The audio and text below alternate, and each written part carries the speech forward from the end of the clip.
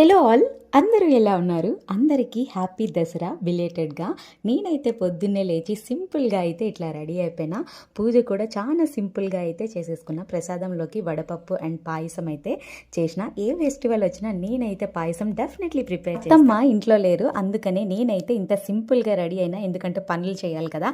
వీడొచ్చేసి నా బంటు, నా ఫస్ట్ స్కూటీ నా ఓన్ పైసలతో కొనుక్కున్నా. అందుకనే వాడంటే నాకు చాలా ఇష్టం అండ్ బాగా సేఫ్గా కూడా నన్ను ఇంటికి తీసుకొచ్చాడు.